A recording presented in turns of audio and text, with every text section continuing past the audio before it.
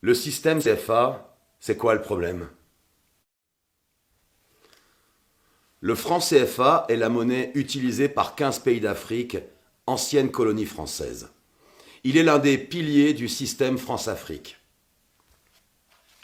Il permet à la France de maintenir sa tutelle économique et politique sur ses anciennes colonies et facilite le pillage des ressources de ces pays africains, et ce jusqu'à aujourd'hui. Sous Macron, le franc CFA a changé de nom. Il s'appelle désormais l'ECO. Mais le mécanisme de prédation reste le même. Le franc CFA est une monnaie créée en 1945 par le général de Gaulle. Au départ, franc CFA signifie franc des colonies françaises d'Afrique. La zone franc englobe 15 pays d'Afrique centrale et d'Afrique de l'Ouest, ainsi que les Comores. Les pays de ces trois zones utilisent des francs distincts qui ne sont pas convertibles entre eux, ce qui ne favorise pas les échanges commerciaux entre ces trois zones. Premier problème. Le franc CFA ne garantit pas le développement des pays concernés. 10 d'entre eux sont encore classés parmi les pays les moins avancés. De plus en plus contestée sur le continent africain, cette monnaie coloniale a fait l'objet d'une réforme en 2019. Pour l'Afrique de l'Ouest uniquement, l'ECO remplacera désormais le franc CFA. L'Afrique centrale et les Comores, quant à eux, conservent le franc CFA. Alors, avec l'ECO, qu'est-ce qui va réellement changer? En réalité, peu de choses. Le ton était annoncé dès le départ. La France a élaboré dans la plus grande discrétion cette réforme avec les autorités ivoiriennes sans associer les autres pays de la zone, continuant ainsi de nier la souveraineté de ces derniers.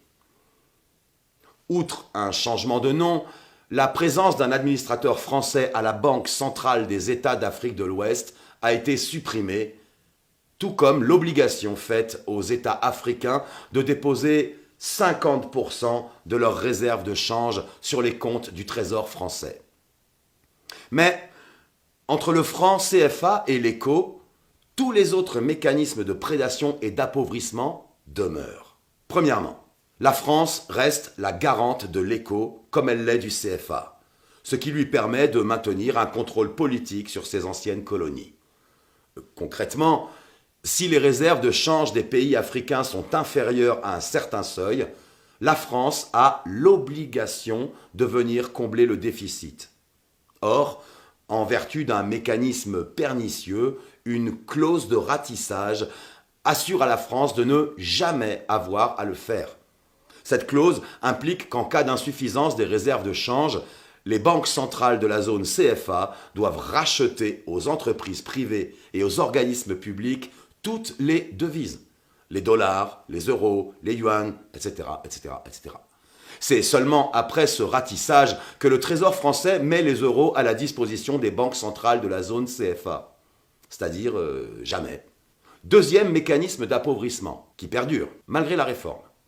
La parité fixe entre l'euro et l'ECO est maintenue. Le taux de change a été décidé en 1999 par le Trésor public français. Concrètement, 1 euro vaut 655,957 CFA ou ECO depuis 22 ans. Ce principe fait du CFA puis de l'ECO une monnaie forte et surévaluée dans des économies peu dynamiques et faibles. Un problème majeur qui empêche les pays de la zone CFA de commercer avec les pays voisins dont les monnaies sont plus faibles. Par contre, cette parité fixe sécurise les investissements et surtout les rapatriements des bénéfices des entreprises françaises et européennes. Bien joué, non? Elle leur permet également d'acquérir des matières premières à des prix bas et sans courir les risques liés à un taux de change fluctuant. Troisième et dernier mécanisme de prédation, la convertibilité illimitée et le libre transfert sont maintenus. En permettant de convertir directement l'ECO en euros, ce principe sécurise les investissements des entreprises étrangères sur le long terme. Les entreprises françaises et européennes peuvent rapatrier plus facilement leurs capitaux hors de la zone franc vers la zone euro. Pour le moment, on ne sait toujours pas si les billets et pièces de l'ECO seront, comme c'est le cas pour le franc CFA, fabriqués en France, à Chamalières et Pessac. ce qui ne permet pas aux pays africains de créer de monnaie supplémentaire, notamment en cas de croissance par exemple. Les investissements sont donc entravés et le développement de ces pays freiné. La réforme de l'écho permet donc de maintenir la domination française. Il constitue encore et toujours une atteinte à la souveraineté des pays africains de la zone franc, et il permet que la fuite des capitaux hors d'Afrique se perpétue. Malgré un changement de nom, cette monnaie, en tant que vestige majeur de la France-Afrique, symbolise le maintien du pacte néocolonial contre lequel Survie se mobilise depuis de nombreuses années. Alors, informons-nous et mobilisons-nous.